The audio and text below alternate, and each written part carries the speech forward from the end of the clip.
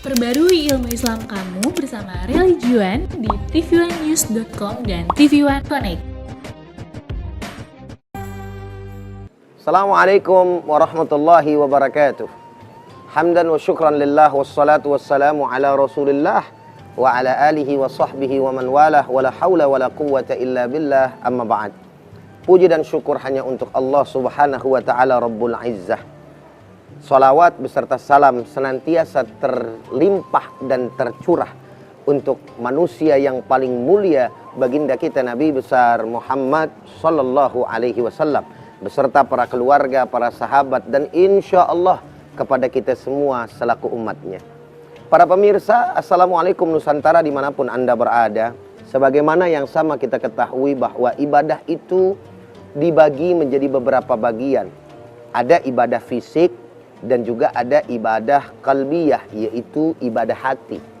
Dan juga ada ibadah yang terkumpul di dalamnya semua, yaitu ibadah harta, ibadah hati, ibadah fisik yang terkumpul di dalam ibadah haji, menjalankan kewajiban ke tanah suci.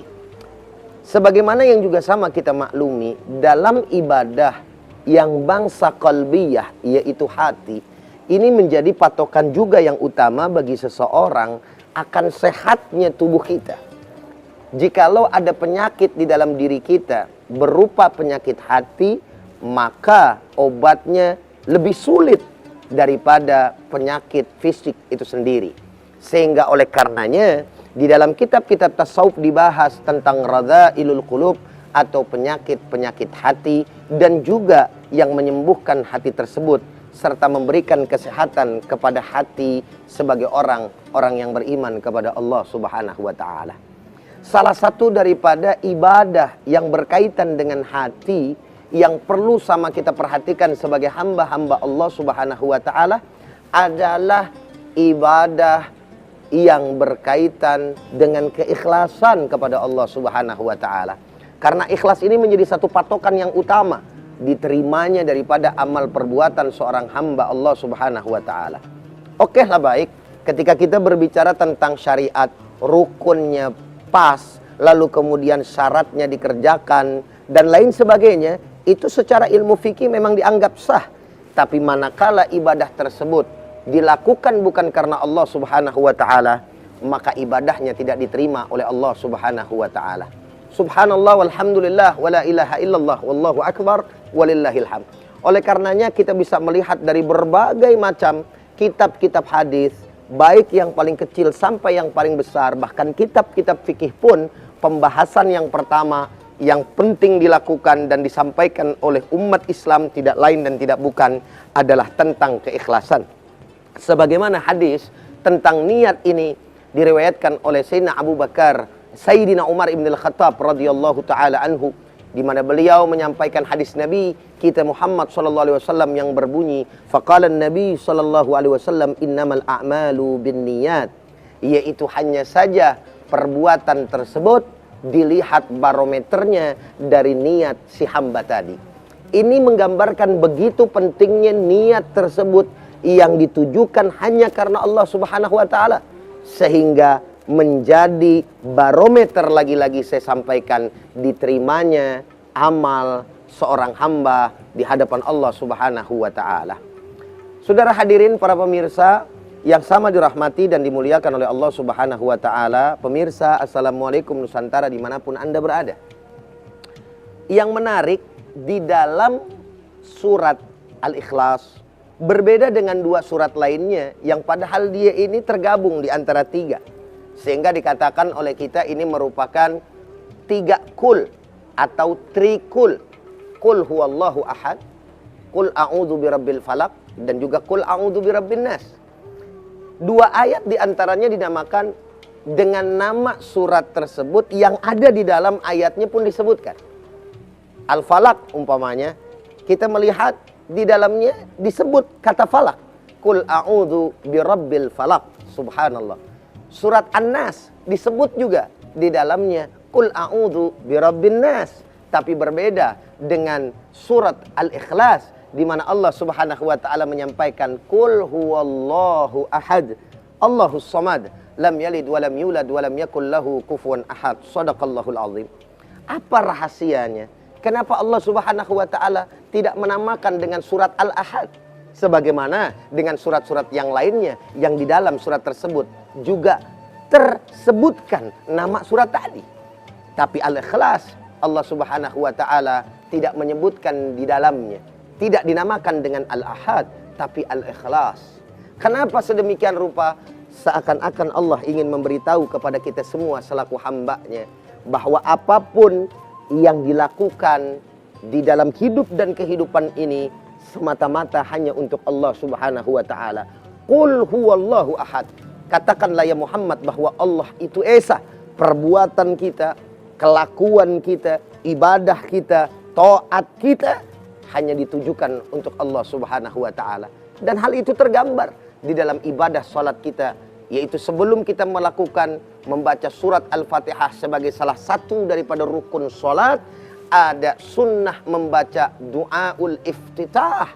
Inna salati wa nusuki wa mahyaya wa mamati lillahi rabbil alamin. Masya Allah, sesungguhnya salatku, ibadahku, hidupku, matiku hanya untuk Allah Subhanahu wa ta'ala.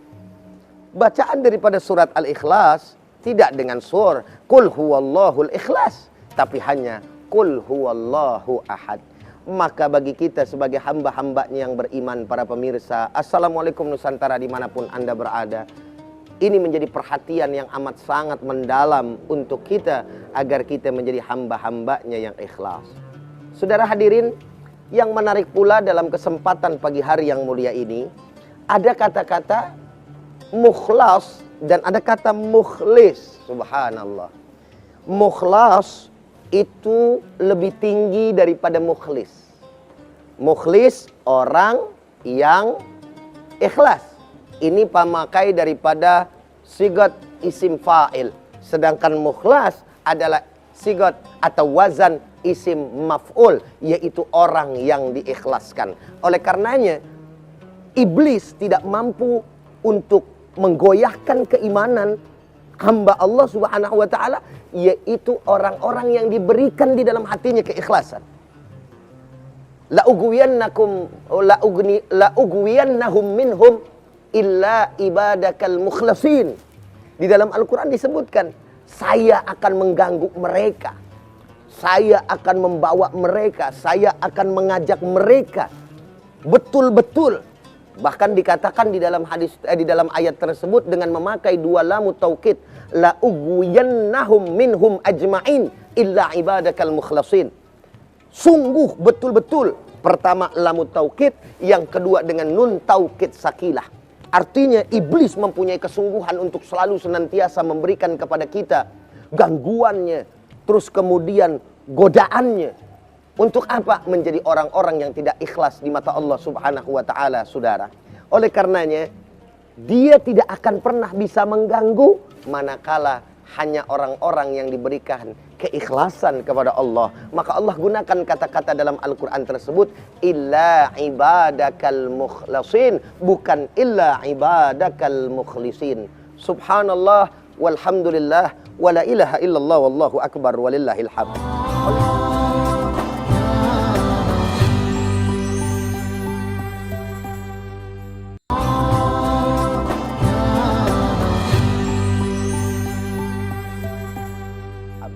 Oleh karenanya para pemirsa, kita ini tidak pernah diperintahkan oleh Allah Subhanahu wa ta'ala untuk melawan daripada iblis serta bala tentaranya, dalam hal ini syaitan laknatullah alaihim. Kenapa? Karena memang kita tidak akan pernah sanggup untuk melawan syaitan, tidak akan pernah sanggup melawan daripada iblis jikalau hanya mengandalkan daripada diri kita sendiri. Allah memerintahkan kepada kita untuk berlindung kepadanya dari semua godaan syaitan yang terkutuk dalam kalimat yang biasa kita baca, a'udzubillahi minasyaitonir rajim. Aku berlindung kepada Allah dari godaan syaitan yang terkutuk.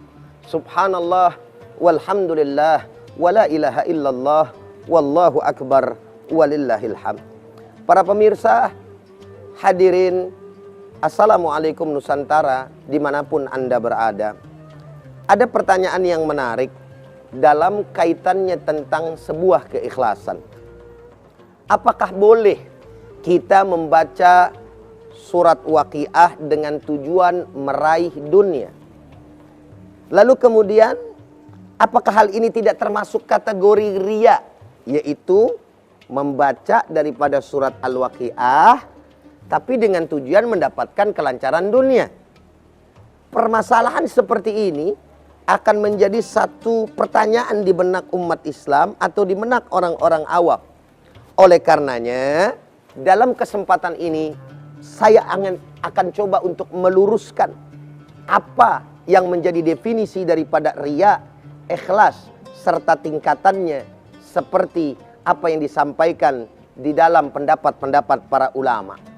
Para pemirsa, hadirin, Assalamualaikum Nusantara dimanapun Anda berada. Dalam hal ini, Al-Imam Al-Fudail Al-Iyad, Fudail bin Iyad maksud saya, rahimahullahu ta'ala, beliau pernah mengatakan seperti ini. Tarkul amali min ajlin nas riya'un, wal amalu min ajlin nasi syirkun, wal ikhlasu ay yu'afiyakallahu minhuma. Termaktub di dalam kitab Ar-Risalatul Qusyairiyah halaman 96 dan juga 95. Apa yang beliau katakan? Fudail bin Iyad rahimahullah menyampaikan kepada kita, meninggalkan amal karena manusia itu namanya riya. Sekali lagi saya sampaikan, meninggalkan amal karena manusia itulah yang disebut riya. Kok bisa seperti itu? Begitulah adanya para pemirsa. Umpama contoh, saya sholat dikata nggak bener. Saya sholat dikata cuman belagak doang. Sholat salah, nggak sholat salah. Udah dah, mendingan saya kagak sholat. Nah, ada orang-orang yang seperti itu.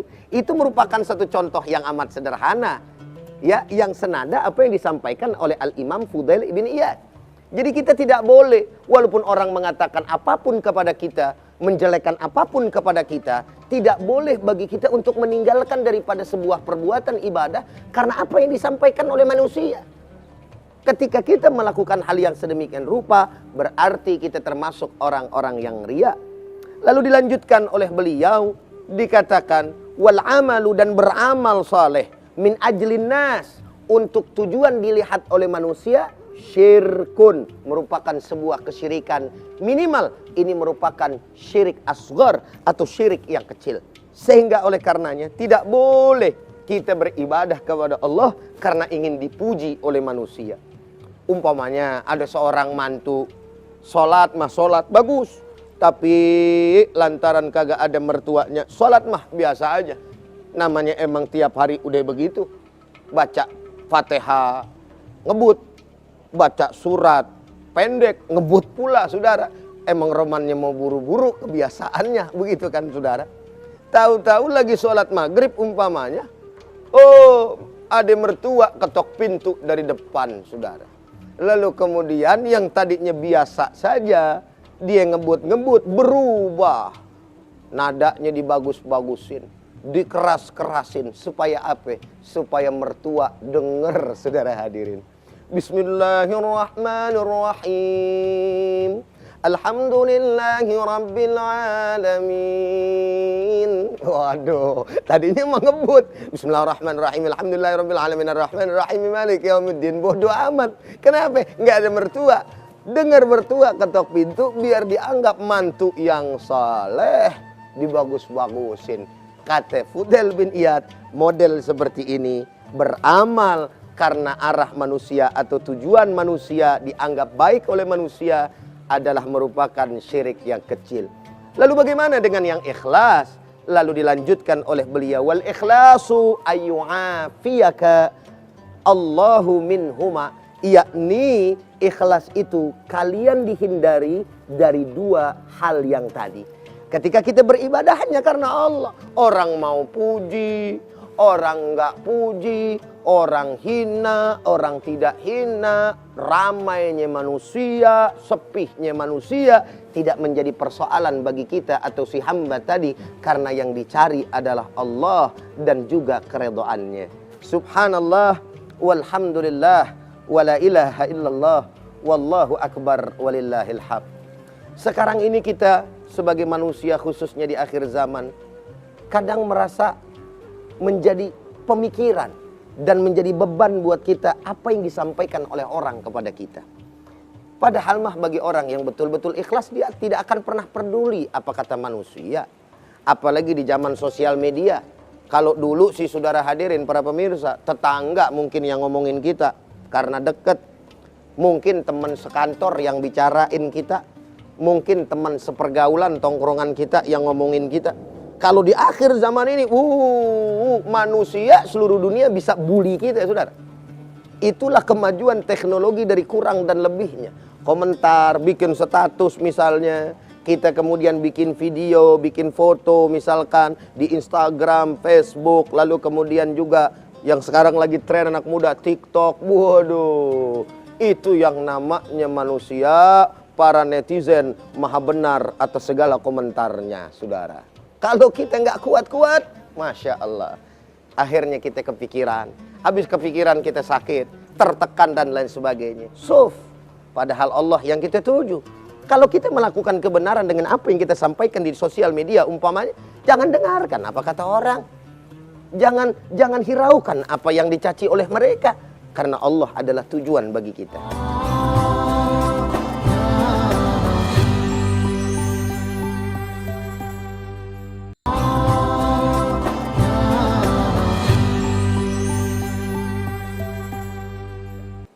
Saudara, saya ingin tekankan kembali para pemirsa, apa yang menjadi kisah Luqmanul Hakim dan anaknya.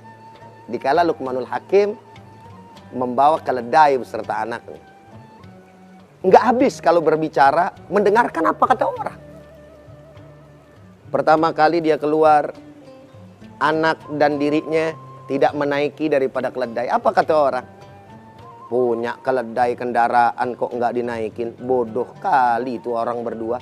Anak sama bapak sama aja bodohnya. Didengar sama Luqmanul Hakim. Nak, besok kita naikin, nak. Dinaikinlah sama mereka berdua. Dua-duanya naik. Apa dia katakan orang? Didengar lagi. Dasar manusia tidak berperi kebinatangan. Iya itu. Keledai yang sekecil itu dinaiki berdua. Didengar olehnya. Nak, besok kita pindah, nak. Kamu yang naik, bapak yang teng-teng, bapak yang bawa.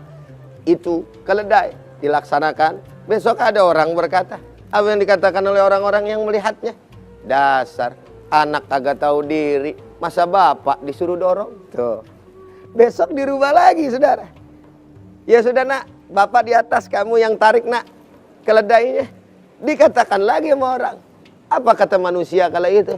Dasar bapak nggak tahu kesianan sama anak. Masa anak kecil disuruh dorong, disuruh tarik bapaknya pakai keledai. Subhanallah, walhamdulillah, wala ilaha illallah, Allahu akbar. Jadi omongan manusia mah nggak usah dihirau. Yang penting selama kitanya betul-betul kepada Allah sebagai tujuan akhir, awal dan akhir bagi kita. Karena juga yang namanya omongan orang tadi akan mampu untuk bisa merubah apa yang menjadi niat kita. Maka oleh karena itu saudara, ketika kita mendengar apa kata orang, jangan dihiraukan, akan berbahaya buat diri kita. Tapi tetaplah istiqomah kepada tujuan kita. Begitupun jangan pernah terlena. Jangan pernah terlena dengan pujian orang. Jangan pernah terlena dengan sikap baik orang yang mengangkat-ngangkat kita. Karena bisa jadi mereka hanya melihat apa yang baik dari diri kita. Karena kita ditutupi aib oleh Allah Subhanahu wa ta'ala. Sehingga hanya melihat daripada kebaikan kita. Jangan merasa puas, bahkan jangan pernah merasa bangga. Takut lahirnya ujub ketika ada orang yang memuji kita dan mengangkat kita. Dati kita mengatakan, siapa dulu kalau bukan gua, saya, aku. Dan akhirnya timbul keakuan di dalam diri. Na'udzubillah, summa na'udzubillah min dzalik. Oleh karenanya, Fudail ibn Iyad tadi mengatakan, kalau keduanya hal tersebut tidak ada di dalam diri kita, diselamatkan oleh Allah Subhanahu wa taala, maka kita bisa dikategorikan sebagai orang-orang yang ikhlas. Alhamdulillah, mudah-mudahan kita masuk di dalam di dalam apa yang disampaikan oleh Al-Imam Fudail bin Iyad tersebut. Para pemirsa, hadirin, Assalamualaikum Nusantara dimanapun Anda berada. Yang perlu juga sama kita ketahui dalam tema pada kesempatan subuh atau pagi hari ini adalah, lalu sebenarnya ikhlas tersebut adakah tingkatannya? Apakah ada artinya susunannya? Maka ternyata ketika kita melihat ikhlas tersebut mempunyai sebuah tingkatan. Dikatakan oleh Ibnu Ajbah rahimahullah, beliau berkata, al-ikhlasu ala 3 darajat. Ikhlas itu terbagi menjadi 3 derajat.